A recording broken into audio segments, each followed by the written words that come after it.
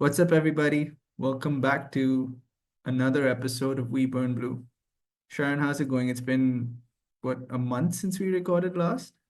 Yeah, I'm getting used to this level of frequency of like interaction between the two of us. It's quite nice.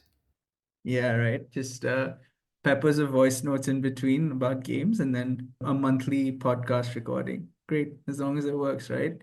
But it's been a fun month since we last recorded. When we last chatted, we were seventh on the table, and we're now third on the table. We've played 11, won six, drawn two, lost three, and we're at 20 points. How are you feeling about the last set of fixtures since the last international break? I think ultimately when you look at where we are now, it's hard to feel a bit like aggrieved or anything. We should kind of be happy because again, playing through the summer and the injuries and the upheaval in the squad, I didn't think we would be so high on the table after I think yeah, you said 11 games, right? So it's hard to be upset or anything when you look at it from that perspective. But how we've gotten here, me being my hypercritical self, that we've definitely demonstrated some inconsistency, which has been extremely frustrating to watch.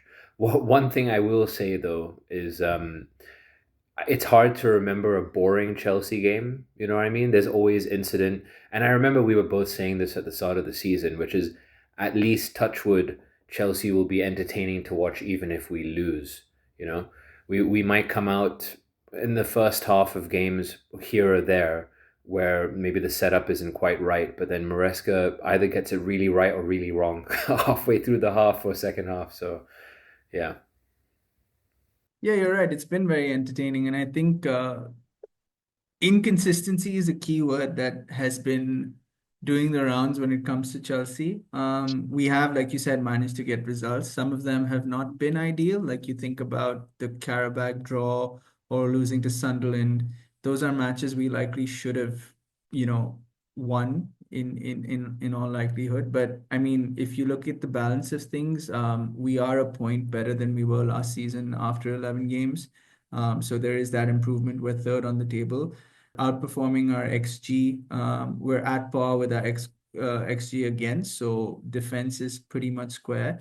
UCL 12 spot, we would have liked to be higher. We have more games to, that we need to win to keep top eight in our control at least. It's contingent on other results, but if we win those, we have a better shot, but they're not easy. Of course, we have Barcelona coming up next week.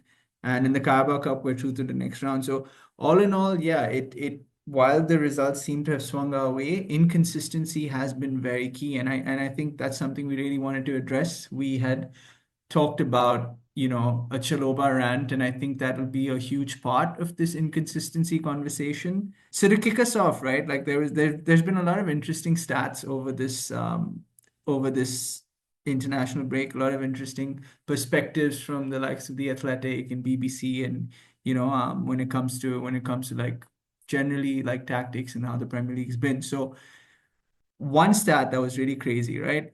Changes made by Premier League clubs to their starting 11s in all competitions this season. Chelsea leads the way with 85 changes.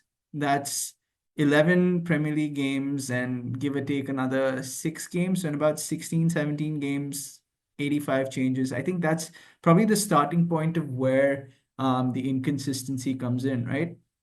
I mean, totally agree.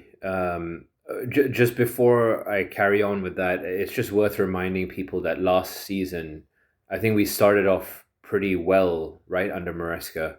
So to be where we are now, considering the injury crisis and the red card crisis, which I don't even know if that's over yet, but we'll see how the rest of the season goes.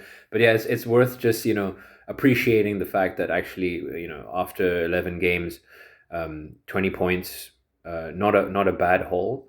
It's just the feeling you get, like if Chelsea want to be an elite club, which they do, they're just leaving points on the table. Like you say with Sunderland and Carabao, we'll come into those later. But yeah, I fully agree with you, man. And I don't know whether it's just to do with the injuries and suspensions when it comes to the inconsistencies. when you're talking about the starting 11. Maresca has demonstrated he is a bit of a Pep in the sense that, like, one week, you think you could predict Pep Guardiola's lineup, and then the following week it's, he's chopped and changed, hiding behind, oh, I need to rotate, but actually it's probably because of a tactical preference or approach or something that he's seen in training. I think Maresca has demonstrated that he's willing to do that as well, for better or for worse. Yeah, for sure. I think he's been very vocal about the fact that he considers how training sessions are going to, you know, address who's going to be in the starting 11. But um, I think we talked about this last season around the same time where we said he had a sort of squad A, squad B approach between the Conference League and the Premier League. And I think we said at that time, and I remember being a very vocal supporter of it. I don't think that we can have that same luxury with the level of competition we're facing in the Champions League, like that week in, week out rotation. And I think that's what he's been doing. And after a point, I think it's beginning to catch up to us, especially defensively. Of course, defensively, there is a huge asterisk of injuries when you think about the likes of Badia Shield getting a couple of games, getting re-injured, Fofana needing to be managed, and you know.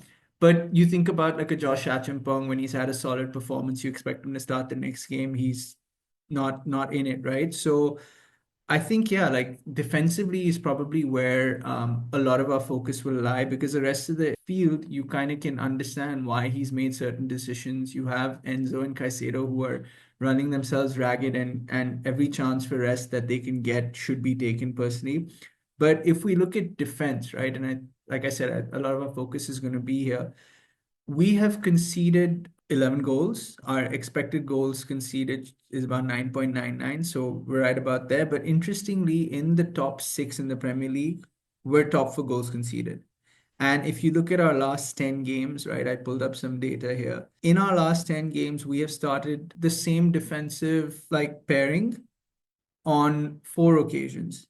The remaining six games, it's been a completely different defensive combination of center backs, that is, in six of those 10 games. So that really shows me that he's not sure what the right starting center back, who the right starting center back should be.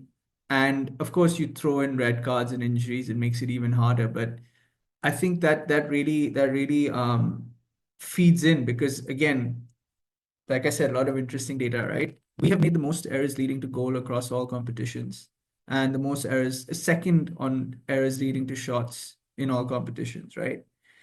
And then when it comes to like how much space we give opposition, Athletic did a really good piece analyzing all teams, and the headline for us here is that we concede the most space to opponents in our box and at the far post, which is pretty much what we've talked about all along, saying we're very vulnerable to, far post balls when we're backtracking. So all in all, I think like not knowing who the best starting 11 is and chopping and changing and having this defensive line that he plays, it's causing us more problems. And I would like to see some consistency there. But I mean, what do you think? I've given you a lot of information right now.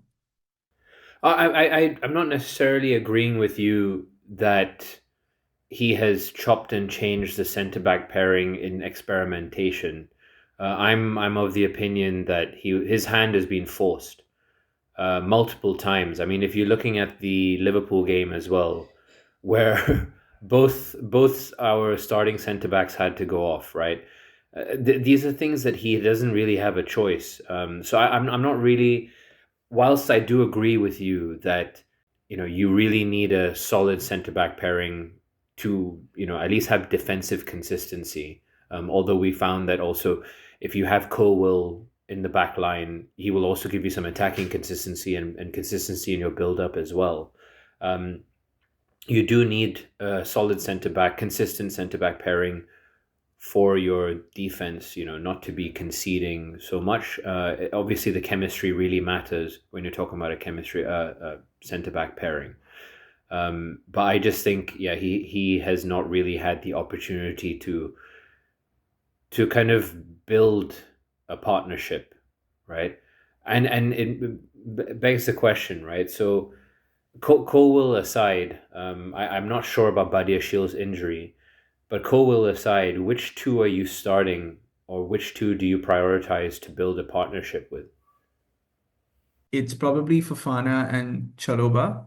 Now I know Chaloba has his haters. I myself have been like, what the fuck are you doing at times? Because he manages to look really clumsy and has been suspect for some of our goals that we've conceded. But at the same time, he has put in solid shifts. That's reflected in the fact that he's our fifth highest rated player this season on SofaScore at 7.19, which is, I was very surprised to see that. Reese, Caicedo, Enzo, Garnacho making it there made sense, but I was surprised to see Chaloba there. Yeah, but I think just given the situation with Badiashile not being able to, build consistent minutes, Fofana at right back and Chaloba at left back is probably the best combination, even though that leaves us without that left-footed center back that we desperately need, in our build-up play. But what do you think? I mean, I tend to agree. I think Hato had a rough time of it against Karabag, but their striker had a field day against us down the channels, and Maresca didn't set us up to kind of combat that.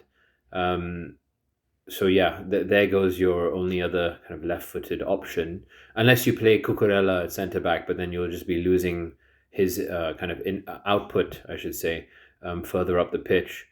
So yeah, I tend to agree. There is a case for Achiampong.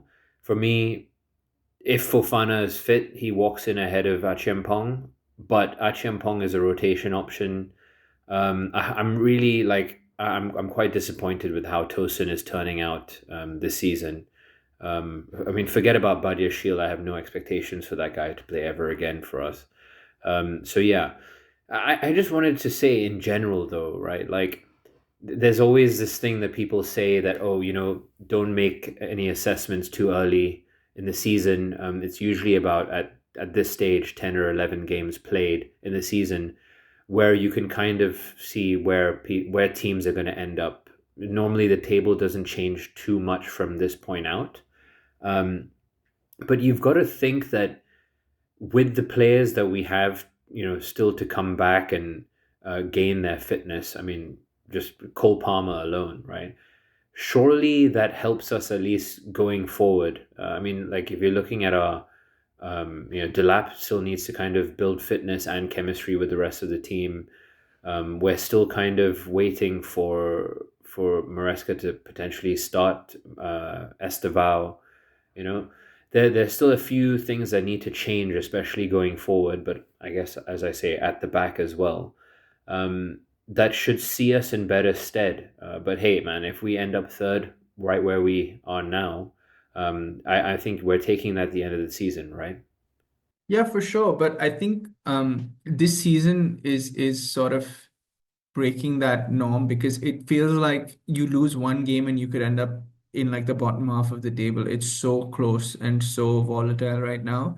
So I don't think until the Christmas period is done, this like until we're like in Jan and we've gone through that mess of like congestion, that we're going to have a clear picture about how the table ends up. Because if you look at the table currently, right, and I'm just going to pull it up, you've got obviously Arsenal first, City second, Chelsea third, but then you've got Sunderland, Spurs, Villa, United, Liverpool, and that's your top eight. And I don't think anybody, I mean, no disrespect, but I don't think Sunderland sustained this and finished top four. I think that's a bit, I mean, they could, you never know, right? But if you had to bet on it, you wouldn't bet on that, right? And United are also looking like they're making moves under the radar. Liverpool have just somehow, their forms dropped off. They've lost 5 out of 11 fixtures, which is not something that they look to be doing in the first 3 weeks, right? So I don't think we get a clear picture until Jan.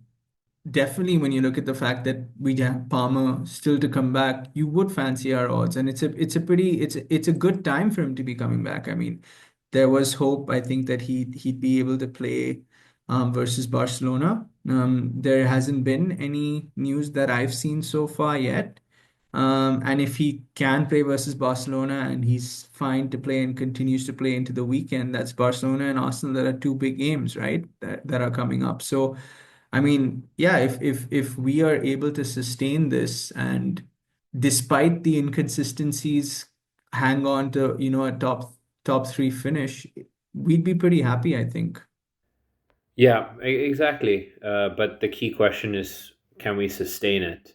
Aside from the personnel issues that we've had, and like you say, defensive issues, which we've talked about this in previous pods, where Maresca kind of he's trying to still find a balance, I think, between attacking impetus versus defensive cover. And I think there's certain games where we have been left very, very like ragged at the back, in tatters. And okay, you can mix in some poor individual performances, but you should be able to legislate for that as a manager. Um, I'm just thinking going forward, right? How do you keep being consistent as opposed to this up and down? Like, how do you change things? I think the first thing would be settling on a starting 11. And I think it's sort of emerging right now. In fact, Palmer coming back will probably, again, create some, selection headaches for him. It seems like Reese, when he's fit and, when we're not managing his minutes, should start at right back.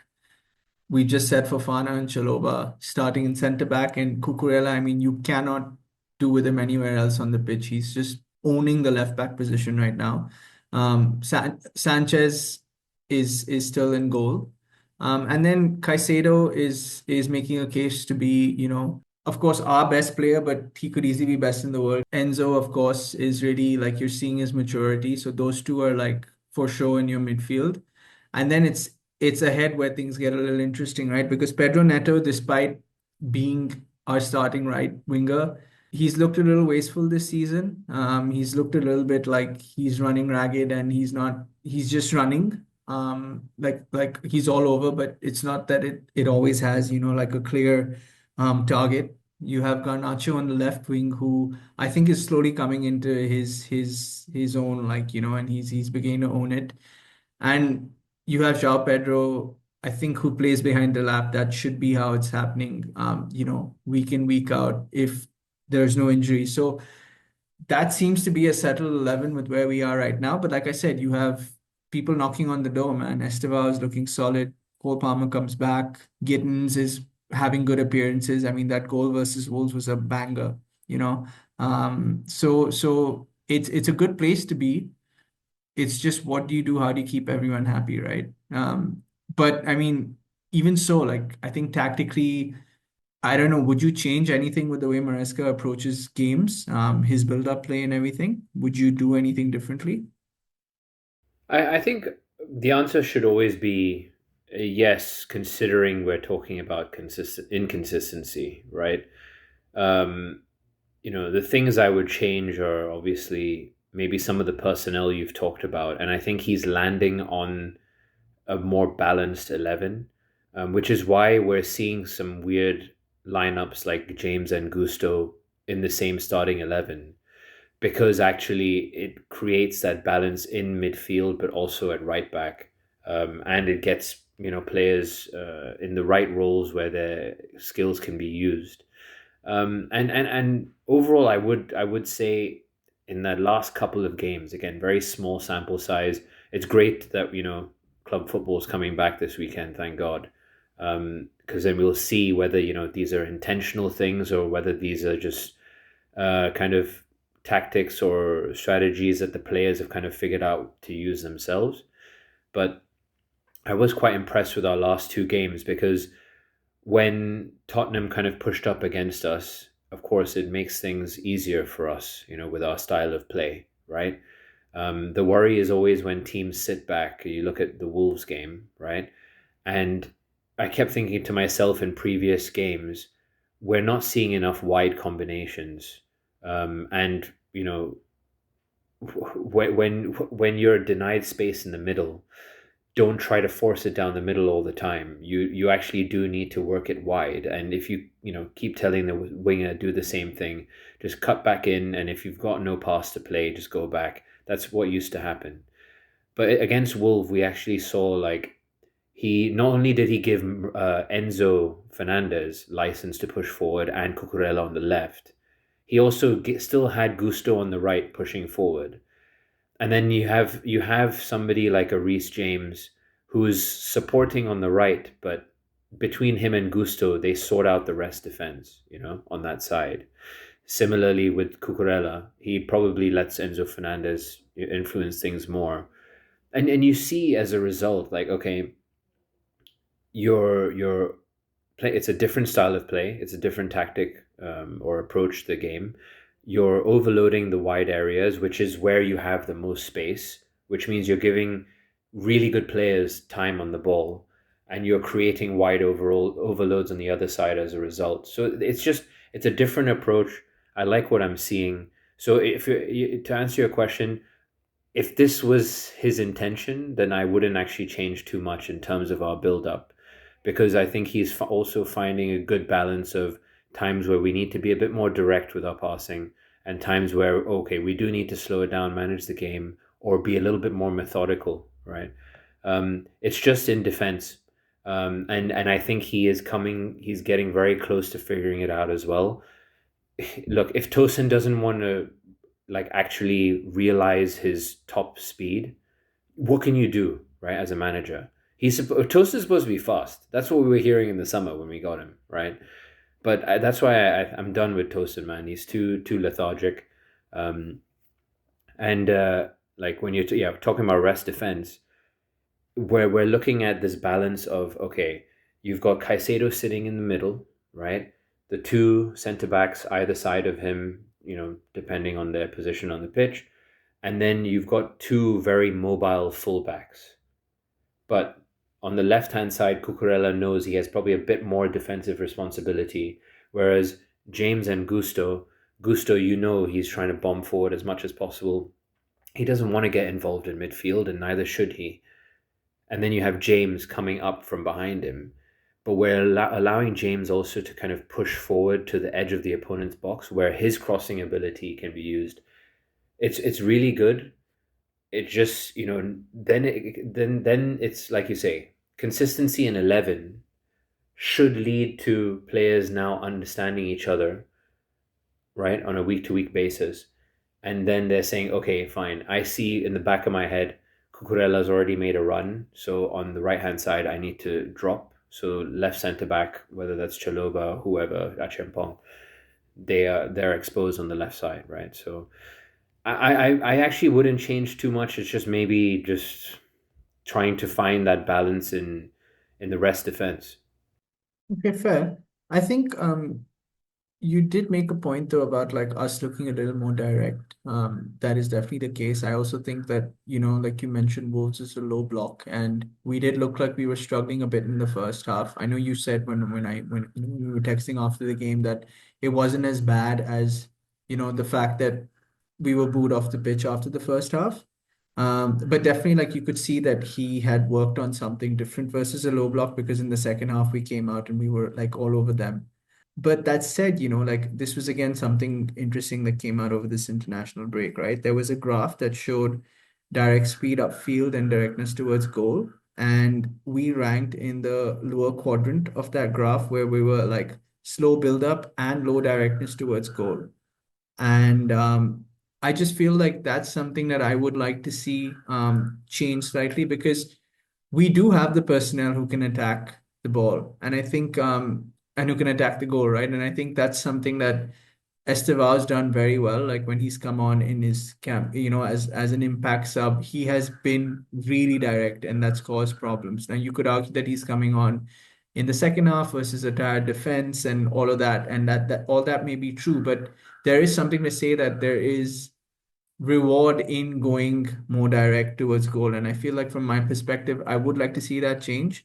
Um, because we could be slow in our build-up, but I think we should be a little more direct. And that's literally the quadrant in which your three teams are present, and that's Arsenal, City, Liverpool. And I think that is what we should be building towards. That's just my 2 cents on that. But I mean, fair enough, right? Like it also, for me, I agree on a tactical basis because of the squad you have. you have ridiculously fast wingers, and like Delap is no slouch up top. He's a bully, right? So you get the ball forward as quickly as you can. But that's half the argument. The other half is playing against you, right?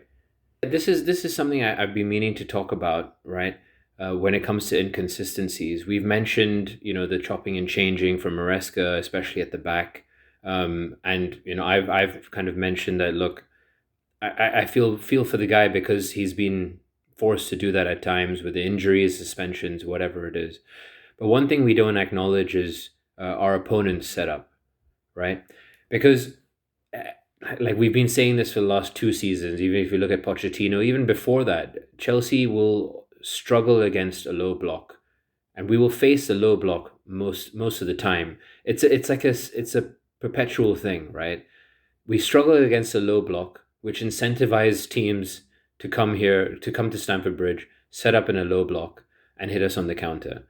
So until we break that cycle, right? There's no incentive for opposition to come and press us like for 90 minutes.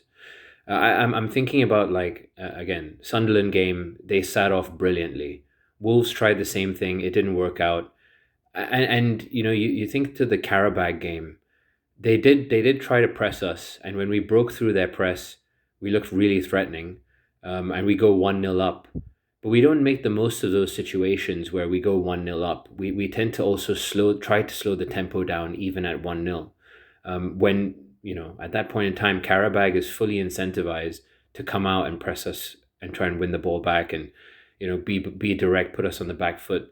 Even then, we're trying to slow the game down. So I just look at the inconsistency and I'm thinking, well, we've done well against Liverpool. They definitely did not default to a low block. Neither did Spurs, right? Whereas the games where we've seen some struggles, right?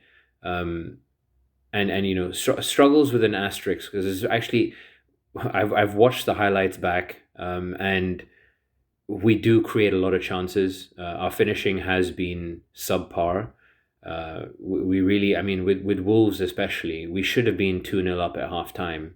But, you know, even then, like, you could argue, fine, one chance for Garnacho against Wolves, which really should have been buried. Maybe the other chances were more half chances, and maybe we're creating more half chances in general, right? But Maresca, A, he's putting us there, and B, right? This is like again a low block. It's supposed to be difficult to break down, and you're not playing like you say. The level we're playing at is the highest in the world, right? We shouldn't be expecting to steamroll teams that come out with the intention to get a point, right?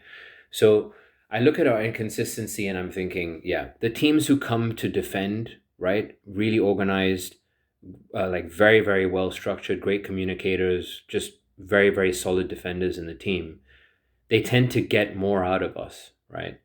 And like it's up to Maresca to anticipate that, right, and figure for it. So I think against Wolves, you're absolutely correct. He has actually like worked on something offline, right, and actually tried to implement it. The first half against Wolves was very samey. We knew they were coming with a low block. He tried the same old. Okay, Neto, you cut in and cross to the far post. You'll get an overlap or an underlap with Gusto, and then otherwise we'll try to play it through the middle. But if nothing is on, you keep the ball. In the second half, he's like actually tried wide combinations. And I think that for me is like a good learning point, right? Like as in we've seen him adapt to some adversity that Chelsea are facing. And I think previous inconsistencies or previous performances have brought that out. Sunderland is like the top example, but Karabag. I mean, Karabag for me is just another example of why. I mean, not why, but how young our squad is. You know, I don't think the motivation was there really until we were 2-1 down. It's a similar kind of thing when we were what was it, 3-0 up against Wolves at the Molineux, right? And they just find ways to throw the game away and make it interesting, you know. So yeah, that's kind of what I wanted to actually bring up with inconsistencies. I'm not sure if that's kind of what you're seeing. No, I mean, I think Definitely that is there. And I also, like when you talk about what he did versus Wolves now, I also wonder how much of it was due to the fact that he had Liam Delap on the pitch as well. As like that option to, keep the center backs busy and pull them out. Did that help as well from a wide play perspective? I'm sure it did, and I'm pretty sure that, he's had that, brewing that, okay, when I have like my center forward ready, and available to play, I can do these things. So all in all, I just want us to build on this because we are in the position we are in spite of how bad we've been. It's not a case of we've been solid and we are, where we are. We've been there despite, the inconsistencies, the errors, and the red cards and the injuries. And now that some of that stuff seems to be sort of coming to an end, the red cards, we seem to have got some degree of discipline back. Injuries, like you said, players are on their way back. We have like a full complement of players to choose from. In theory, this is where, we get better. And for a player like Delap, it's almost like he's starting his Chelsea career now because obviously he got injured quite early on and then the red card and now like, he had a good outing versus Wolves. I think the international break would have not done him like he would have been looking to kick on from there, but obviously he's had 2 weeks off, and I'm hoping that now we can really build on this platform that we have. It's a very, very tricky run of fixtures that we have coming next, and I think you want to get into maybe a preview of those fixtures before we discuss some other stuff. Yeah, let's do it. Like you say, it's a very interesting run of games coming up. I'm assuming you're going for all wins, yeah? I mean, it wouldn't be me without that. But no, realistically, I don't think all wins. I think it's going to be I don't know, man. We start away versus Burnley. I think that's one that we should be winning. But again, it's a Burnley side that have looked pretty. They've not looked like they're going to roll over and just let big teams score goals for fun. So it's going to be tricky. But I think we should be winning that. Yeah, we should win, and I think we will win. Um, but again, not without difficulty, because I half expect them to take a page out of Sunderland's book, sit off, and look. They know we're coming on to them because we want the points. They're happy with a draw, so I do think we'll have the quality to do this. But I have been positive before and been burned for it. Fair enough. And then there's of course the our good old friendly neighborhood Champions League opponents, Barcelona. How do you feel about that one? Honestly, I'm going to be watching the referee this game because every time Chelsea play Barcelona, the referees come up with some shit. So I'm putting us down for a loss, just because it's Barca and it's UEFA. Um, yeah, I also think I'm quite impressed with the quality they've amassed, despite being billions in debt.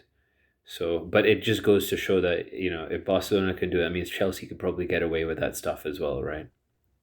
Yeah, you would like to hope so, but I don't know. For some reason, I think that this is one of those where we're gonna defy expectations, and I think we're gonna win this one. And I think this is part of also wanting to keep, like I said, the top eight, finish in the group stages in our hands. So we need to win this. But I know it's not going to be easy, but there's something in me saying we go and get a win in this. And then in quick succession, we have Arsenal. I remember I asked you during the first pod, one of my rapid fire questions was, do we end up beating Arsenal? And I think you said likely no. How do you feel about it now, 11 It's weeks it's after? I mean, it shouldn't surprise you that I said no, even back then. But yeah, we're not going to beat these guys, man. They're the best in the league. I'll be surprised if they don't win the title this year. And usually, if you come to the bridge and you take the points, you kind of are set for the title that season. Like you're up there for sure. So I'm again like It'll be battle of the set pieces, right? I think. But yeah, I'm also quite curious as to how Maresca manages the squad in these three games, right? Just because of how big Barcelona and Arsenal are. Do you think we're going to see Esteval starting the bigger games, or is he going to play against Burnley? Like, kind of what lineups do you think we're expecting for these three? That's a very interesting question, and I know there's been a lot of debate around whether Estevao should start more. I personally think that we're using him in the right way. He's like I said earlier, right? Versus a tired defense, he has huge impact, and I think we shouldn't be, you know, losing out on that by starting him.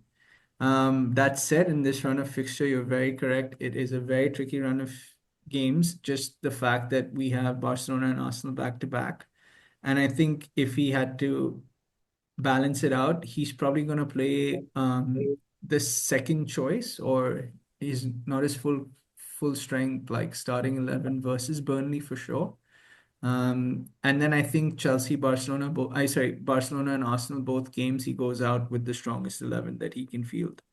The Arsenal game, I think we're gonna draw this one, and we may just nick it because I don't know if you caught the news, but Gabriel's probably out for a couple of months with a thigh injury, and I think he's a big presence. I think they can do without Saliba, but they can't do without Gabriel. He's a huge miss for them, and I think that skews the game in our favor slightly. So I'm gonna go draw for that one, and I think we finally get a win over them at the bridge after what seems like a long time. So I said draw and then I said win. I'm gonna stick with draw, sorry. And then we have Leeds on the road. Ellen Road. Your inner optimist just won't let you go. Yeah. Midweek fixture, Leeds on the road. What do you think about that one? Yeah, I think probably drawing away at Leeds. It's going to be a very heated atmosphere. Not It's not a local derby, but Leeds Chelsea is always a hot game, given the history. So yeah, I think we'll be tired coming off of Barcelona and Arsenal. We'll be lucky if we can match the energy required for this game. So I'm going to put a draw down. Bournemouth, I think we lose. Iraola is a genius, and he's being tipped as Maresca's replacement for a reason. So, yeah, I don't see. I mean, they're definitely not losing Semenyo in December. So yeah, I think Bournemouth have us in the bag. Yeah, I don't know. There's some speculation about Semenyo's fitness, but I agree with you. We draw Leeds. I don't think we lose to Bournemouth. I think we draw that as well. Because, like you said, we're going to be a little. There will be fatigue after Chelsea and Barcelona, I imagine, and he's going to probably start his second string squad versus Leeds, and he's probably going to do the same again versus Bournemouth because then we have the Champions League fixture following that, which is Atalanta away. And again, there's travel involved. And assuming that, we still have the top eight finish possible, he's going to want to go out there. So he'll have that one eye on that. And yeah, so Atlanta away, I think we should win. What do you feel about that one? Not great. I don't know, man. I feel like I'm just gonna say loss for every game. I don't. Okay. I actually I'm not sure how Atlanta are doing this season in Serie A. I'm just going off of their kind of recent history, last few seasons. I do think they're quite a well prepared team.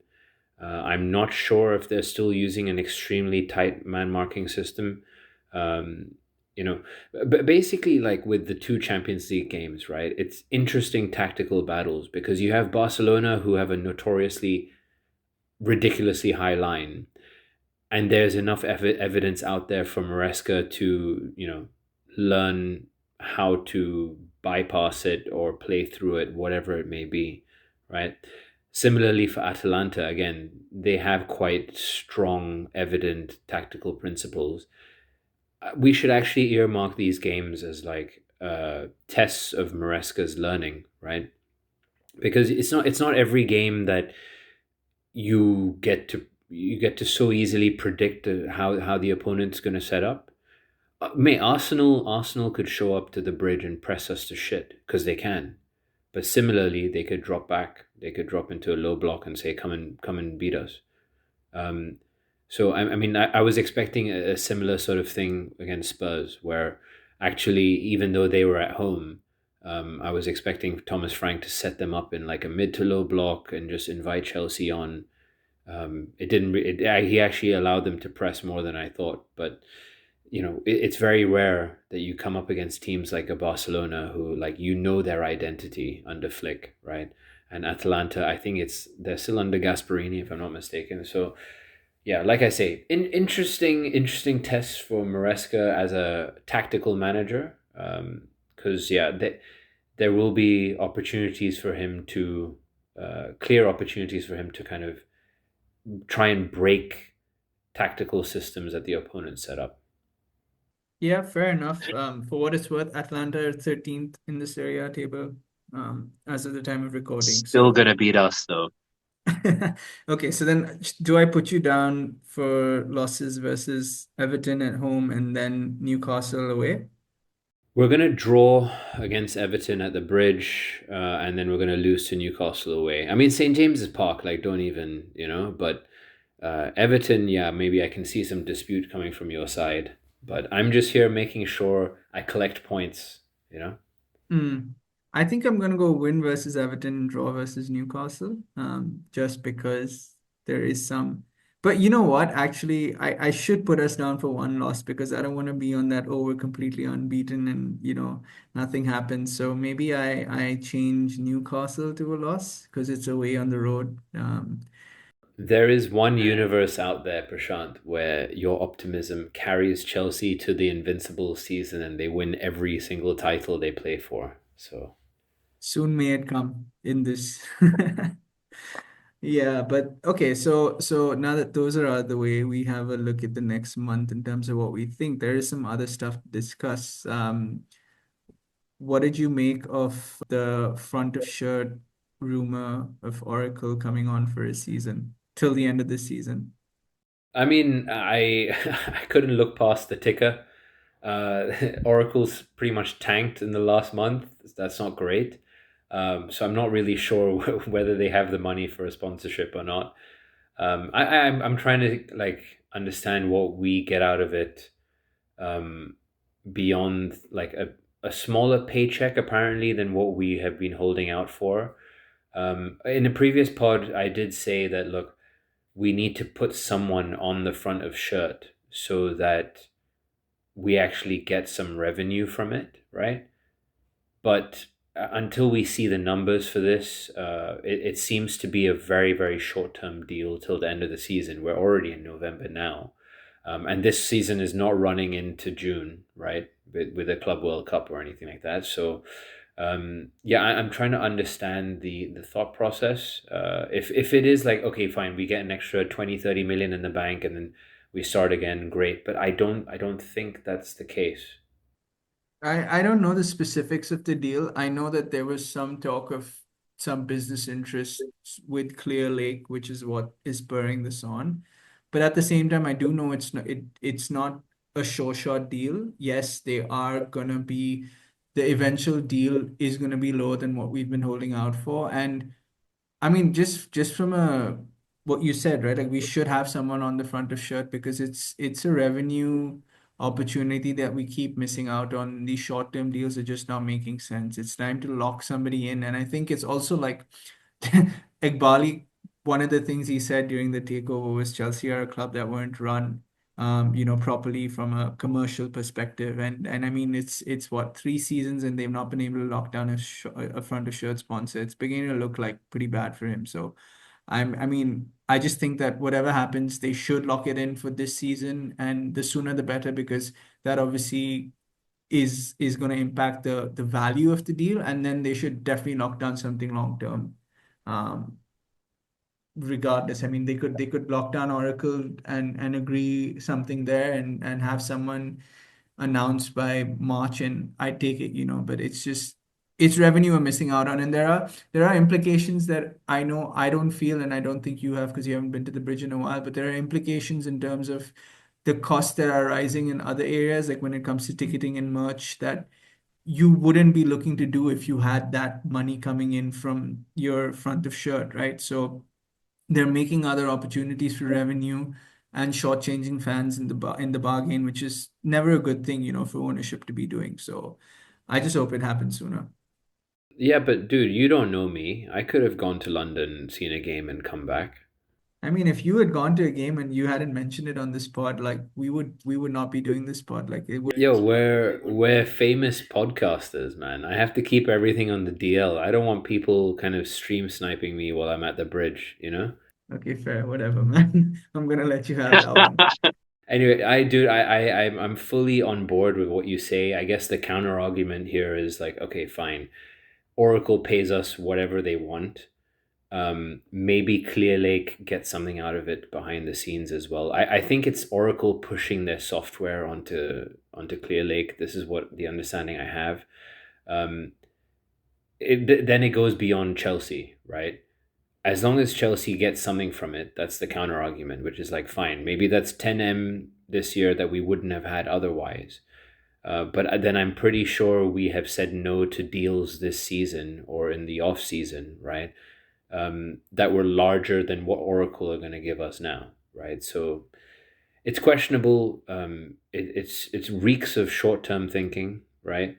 Yeah. I hope the hope is they revalue things at the end of the season because they're clearly holding out hope for a sponsor that is just not there. Um, Especially like in the current climate, if we're looking at a recession in the next year or so, um, I'm not really sure who has the capital to meet the demands. That very true. And I mean, I don't even think of it in terms of like the larger financial landscape like you do, but that's a very interesting point. I think the consensus is they just need to get it done quickly, man. And yeah. There was some transfer news though. We apparently signed a 16-year-old Ecuadorian defender who is highly rated, comes from the same academy as Caicedo, and there's an agreement in place for him to sign in 2028 when he's eligible. I think we look forward to that. Another young talent. I don't know, man. 16 years old. That's pretty old for us these days, right? Yeah, I mean, you could argue that as well. But I haven't really seen too much of him. There was a highlight reel, but I didn't really get through it. So To be honest, it's good you haven't seen too much of him because he's 16 years old. He can't have played he can't have played very long at a professional level. He's 16. I honestly, man, like I don't know where these guys pull these players out from, but hey, man, good luck to the kid, and he's clearly got like a very long time before he has to hit the heights. On the flip side, on the flip side, if we lose Fofana and Badiashile again to long-term injuries, and you know maybe we don't have a future for Chalobah Tosin at the club. Suddenly, that's four centre backs that are not playing with us next season, and yeah, then he might actually have a look in. So you just never know. I also think that's why these kids are signing for Chelsea. Aside from the money, right? It's the fact that are you really ever that far away from the team?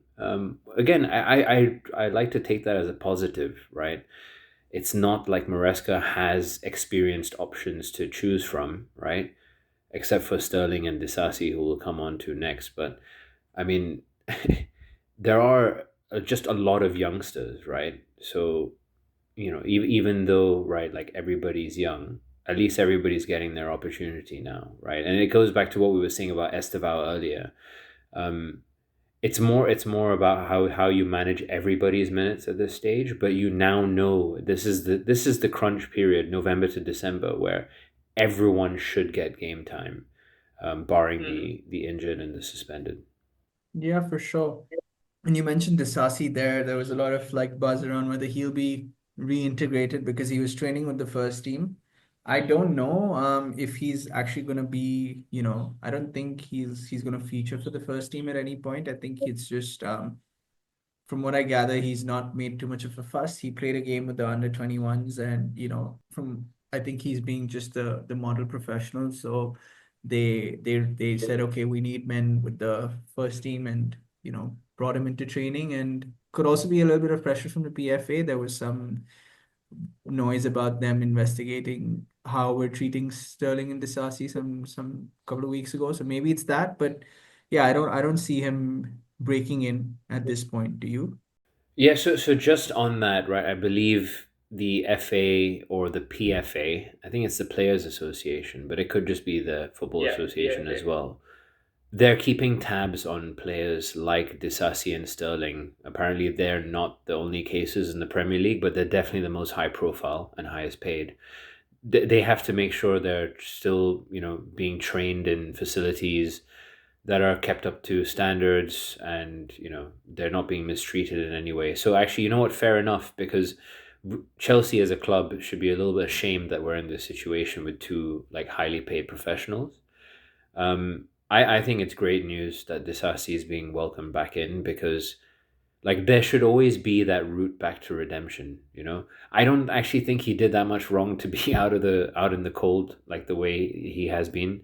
um Same thing happened with Chalobah, right? Even worse, we loaned him out and then brought him back after putting him in the bomb squad, right? So and look at him now, man. Like he's probably second choice behind Fofana.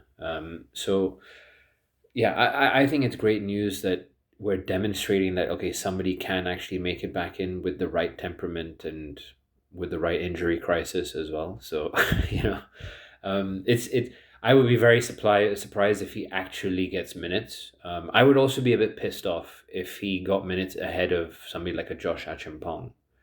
I think there's no point playing Disasi when you have Achimpong fit, um, especially because other teams, who are essentially the market for Disasi, they know what they're going to get from him. I think there's enough material out there, both in a Chelsea shirt and in a Monaco shirt.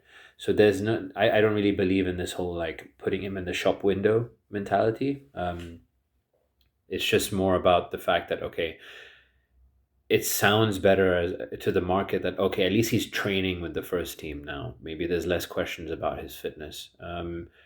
I also think like maybe he's been a bit of a leader for the under 21s, and you're kind of rewarding that kind of behavior.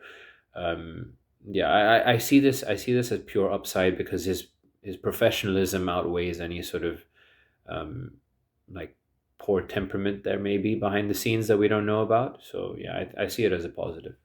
Yeah, for sure. Can't say the same about Sterling. Apparently, just had a break-in in his house, and it seems like other than that, no other news. There was some conversation around Jackson. Maybe Bayern might not look to, make his deal permanent, but I think a lot of us could have called that. So nothing really of consequence other than other than that. Anything that Don't you take Jackson back after one season at Bayern where he's actually playing okay? I mean, would you, given the circumstances that he left under, where I mean, when he had the opportunity to come back, and I mean, yes, it wasn't the best, but he did also have that opportunity, and he was just like, nah, I want to Dubai, and I don't want to be there. Well, I think after a season at well, look, it depends on who Jackson is in this scenario. We obviously don't know him personally, but if he came back and he said, "I'll never play for Chelsea again," then obviously not, right? But if he came back and was like, "Actually, I want to give this another go because hopefully, touchwood, we're in the Champions League and we're playing at a very high level in the Prem," right? There is a reason for him to actually stick around and challenge Delap. I actually think he still has more to give us than Delap. I think Delap still needs a bit more refining. Jackson is further along in that journey. Um, so yeah, I think I would. Uh, I personally right now would put him ahead of Delap. Like you say, Delap's season is just starting. So let's see where we are even in March, April, when decisions probably have to get made. I don't see why should be we should be closing off this potential avenue. Yeah, fair enough. I mean, still a while to go, so let's see when we get there. I mean, aside from those sort of things you've mentioned on the transfer side, I did see like a couple of Twitter accounts talking about either Rodrigo or Vinicius Jr. I don't know. No. I mean, like it's so out of whack. It's crazy. What people will like kind of associate Chelsea with. I don't think any of those happen. I think it was also mention of Enric in there somewhere, and I don't think any of that happens. I think it's all just noise. Yeah. I It's mean, Matlock basically pretty like much. agents. Agents using Yeah. Chelsea, and Chelsea kind of like, okay, well, we don't need to say anything publicly because it just Yeah. basically doesn't help. It kind of puts Real Madrid in the on the back foot. I mean, they have way. I mean, this is rich coming from a Chelsea fan, right? But they have way too much talent. you know, they Yeah. have way too much talent, man. No, but I mean, even Matlock came out saying it's just ignore. It's there's nothing to it. So yeah, I don't expect us to go for any of them. There's no space for them in the squad right now. The way we've built it, it would just throw the balance off completely. So yeah. Yeah. I In fact, coming. agree, but it would throw the balance off in a good way because let's It say might. let's say you bring in Vinicius Jr. or Rodrigo. Forget Endrick, right? Because yeah, I don't. I mean, Endrick could probably play up front for us when Delap's not fit or whatever. But let's say you bring in a Vinicius or Rodrigo, and you're like, for one of these guys, we will break the model. Um, and you're like, you know what, Gittins, you're going out on loan. Garnacho, if you can't handle it, go out on loan. We don't care. Um, Mate, wouldn't that add a lot of like? Wouldn't it raise the floor of this Chelsea team? You're right, it would on paper, but let's not forget, I think we have the best Brazilian talent there is right now. I mean, Estevao took a penalty ahead of Vinicius and Rodrigo, the two people we're talking about. And you can't just do my boy Garnacho dirty like that. Yes, I called him my boy. Garnacho watch is looking strong, bro. Two goals, two assists.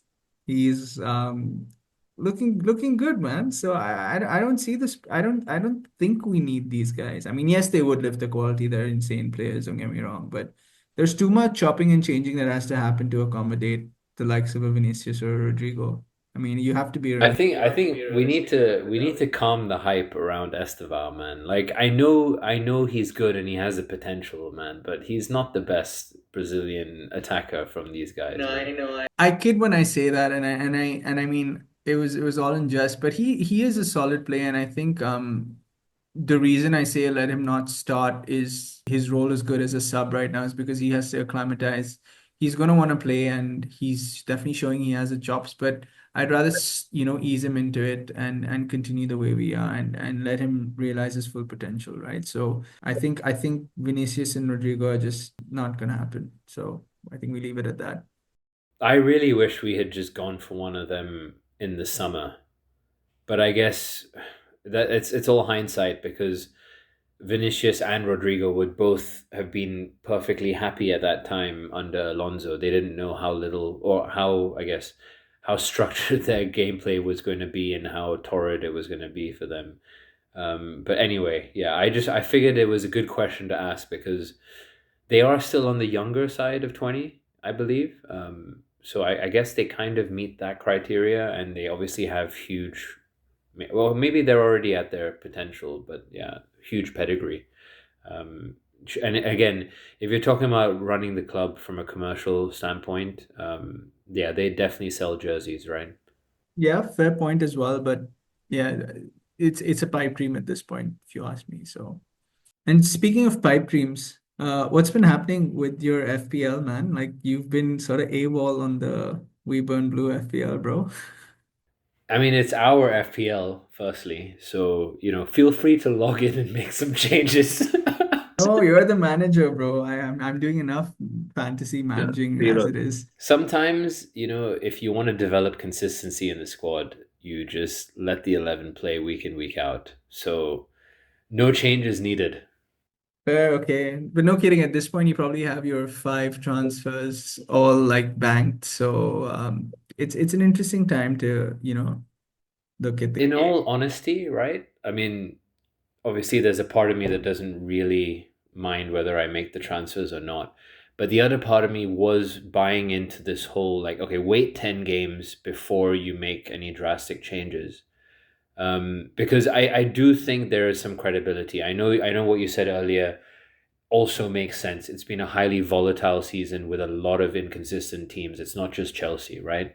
And right now, Chelsea look great at third, but you lose one game and suddenly you're in what, sixth, seventh, eighth, whatever it is. Still early in the season, but I was like, okay, let's wait until 10, 11 games in, so you can kind of see who's trending upwards. And I'm sure there'll be some value in the market, in the FPL market as a result. I'm not sure if I'm ready yet to predict like big turnarounds, for teams like Liverpool, especially because their players are obviously quite expensive on the game, right? Um, but yeah, I wanted to see, for instance, whether the Bournemouths of this world could carry on their form from last season. Might even be worth bringing in like a Granit Xhaka as well, right? Yeah, he's someone who I had on my wild card. I will be playing my wild card this week, so definitely there's going to be chopping and screwing on my end. But yeah, all this to say, we do have an FPL league, so definitely look to join it. Link will be in the description. But why And didn't you just say that instead of calling me out? had to be because the FPL updates have been pretty scant on Twitter. So yeah, had to just understand why. Yeah, yeah, no. It's all part of the strategy. It's management. It's all tactics and management. Intentional. Yeah. Yeah, fair. And just a reminder, if you like what you've been hearing and want to keep in touch with us, definitely give us a follow on Twitter at WeBurnBluePod and leave this podcast a 5-star rating on Spotify or wherever you listen to your podcast and share it with other Chelsea fans. And that's all the hygiene out of the way. So I don't think there's anything else we had scheduled to discuss. No, now we go to the unscheduled part of the discussion. This will just be for our Patreon. Yeah, we don't actually have any of those. I did have one final question, right? Again, we're now 10 games in. Yes. I think the question is, it's quite simple.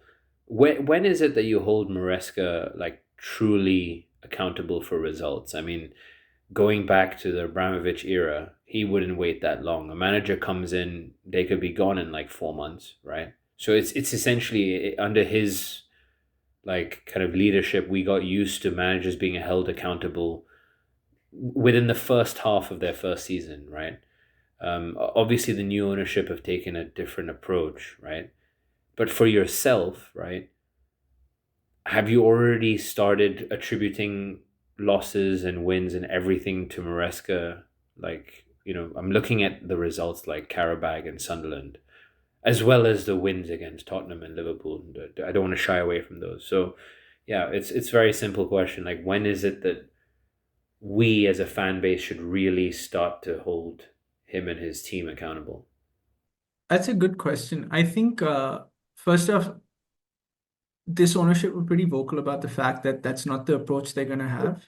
And you could argue that it's been the right approach because had they sacked Maresca, when things were looking really bad last season, we might not have had the finish we did and won the Club World Cup, right? Like, um, I think there's a lot of short-termism, especially when there's like people clamoring for his head because it's the same thing that happened this season. It happened last season as well, right? I remember we were going through like this really bad patch when we lost to Brighton consecutively, right? In the FA Cup was it, and then in the league. And it seemed all like doom and gloom, like everyone was calling for Maresca's head and all of that. And then when we actually were recording and I looked at the fixtures, it wasn't that. it just there was so much the negativity is always so amplified that it seems like we're much worse than we actually are. And if you look at this season, right, like we discussed the games since we last recorded. It was about 8 games, and in 8 games, we won six, lost one, and drew one. It's not a bad run of fixtures that way. It's just the games where we lost points are games that we're expecting to win. But it's not that we've, like, you called Liverpool being a loss, right? And we would have said Spurs also. I remember we both actually said we probably lose to Spurs because they were cooking under Thomas Frank when we were previewing those fixtures, right? But we ended up beating them. So I think there's a lot of credit that has to be given to Maresca because a lot of he's managed the inconsistencies, right? Like when it comes to the red cards and the injuries and like whatever suspensions and just generally trying to find the right approach. But he has shown that he's trending upwards, right? Like we call it out with Wolves versus a low block. He's done something that's changed the way we've approached it. And I think like I hold him accountable for the wins and I definitely do hold him accountable for the losses, but I don't think that we should be, giving him a sack right now. Like if we look at it was when we lost to Bayern and then we lost to United and then we lost to Brighton in the league in quick succession that again there was like this noise about his future. But there will be these periods where we have, losses in quick succession. But I think it would do us well to just zoom out because that's something that we did last season as well. And we were like, okay, it's not so bad, right? And that's where we are this season. So I hope I've answered your question. No, you have, and actually, I had forgotten about that, which I guess points to the mindset of a Chelsea fan. I also think we've been conditioned to sack managers, you know, pretty Yeah, for sure. quickly. No. Uh, Yeah. so yeah, I mean, yeah, you're right. Actually, even though we've been very inconsistent, we're still sitting third, and we're at least in contention for a second. Let's put it that way, right? Yeah. Which is where you would hope, not expect, but hope we would be at this stage of the season. And yes, similarly, last season, when we had played X amount of games, dropped what we thought were a lot of points, but it turns out everybody was going through a similar run of form, and we were sitting seventh or whatever it was. So yeah, I agree with that. Um, but I guess that's from the perspective of this season, right? But when you're talking about the full project, right? I'm thinking probably like he's going to start feeling the heat next season. I think this season is looking again more like, I don't want to say free hit because he's been given Champions League expectations, supposedly, right? Which is no mean feat, again, considering how we've started the season, no preseason, injuries, suspensions, and yeah, they haven't supplied him with a quality replacement for Colwell. All of these factors to me mean that, like, okay, there's still a little bit of grace, there's still a little bit of credit in the bank. But I do think next season there's going to be title expectations. I think that's fair, given that we look like we're on an upward trajectory, and um, I think that would be the expectation from anybody. But I think this season, the only way like things get really dire, if you ask me, where it becomes a situation where is his future, um, certain, even though there's like still the season to go, is if we don't make it out in the top eight of the Champions League and we get through to the playoffs and we end up losing the playoffs. So effectively, we're out in the group stage and we don't make it past. I think that's when, it's like suddenly there'll be a lot of questions about his future. I think cup runs, I've always said we should have a deep run in those fixtures, but I think there will be a lot of expectations from the club to have like and this I stick with my prediction at the start of when we were recording, which is that we get through to at least a round of 16.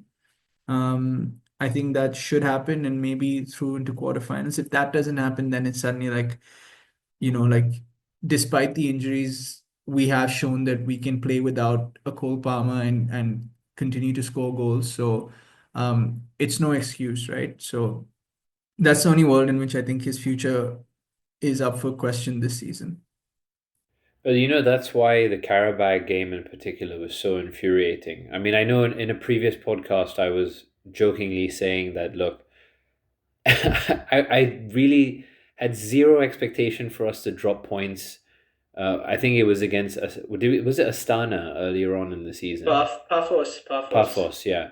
Paphos and Karabag were like gimmies in my head. I didn't think we were capable of dropping points. And the moment I watched that game, the Karabag game, I was infuriated just for that exact reason, because there's certain games in which you're like, okay, I know we've tempered expectations of this season, right? But there are certain games which you have to win, and Karabag was one of them. With or without Cole Palmer, you earmark that game as like that should be a gimme. Yeah, fair enough. That should have been one that we won, which is why I think the pressure's on him to, beat Barcelona and definitely beat Atlanta. But I mean, hey, we will know where we stand by the time we're recording next, right? So hopefully it's all looking Yeah, rosy. but Who knows when that is? So I guess we'll just speak at the end of the season. Yeah, because I mean, yeah, Paphos and Napoli happen in Jan, so yeah, we still have some way to go before the group stage ends. But you don't want to be in a situation where after those group stage games end, you have another, couple of fixtures somewhere in the middle of Feb. I mean, I can see the negatives and the positives. The positives being you kind of get to play some players back into form at that point in time. Obviously, the negative is if your players are back fit and firing by then. I'm mainly talking about Cole Palmer, right? Then yeah, those are two extra games you really don't need to be playing. And also, like, this is another question I wanted to ask you at the risk of kind of dragging this on, right? Looking at the squad quality across the Champions League, do you actually think we're a top eight team? No, I don't think we necessarily are. But that doesn't mean that I don't want us to be. Let me put it that way.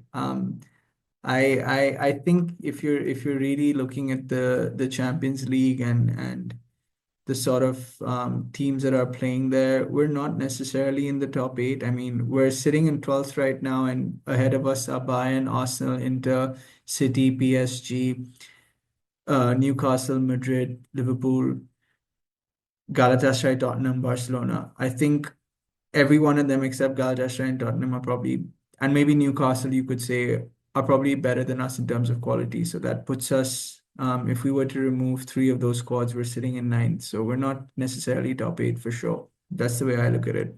Yeah, the table doesn't lie at the end of the day. I would actually kind of agree. Like you say, Spurs. I'm not actually sure what Galatasaray's team looks like. They have Victor Osimhen up front, so I mean that's already better than our striking options. But yeah, that's kind of what I was alluding to, right? There's definitely at least eight teams that are stronger, on paper than us. Um, Yeah, but the new format's shown that it's very unpredictable, right? You had PSG who went on to win it, but they went through the playoffs, right, last season. So there's Mr. Optimist I'm not saying again. anything. Oh, I'm not okay, that's saying. fine. I'm not saying that's That's us. fine. We know you've predicted a quarterfinal finish, so now after this pod, you'll be asking yourself, why didn't I just say we were going to win the thing, man? no, no, no, no, no. I don't think I'm going to say that. I mean, there is superstition involved, right? The last time we played Sunderland on the last game of the season is when we won the Champions League, right? So Now we know what kind of You know, circles but you're in on the internet, man. Okay. on that note, this has been a fun one. Yeah, it's yeah. it's been it's Uh, been good fun. I think just like the Chelsea season so far, it's always been entertaining. Yep. And may that continue. Till the next one. Peace.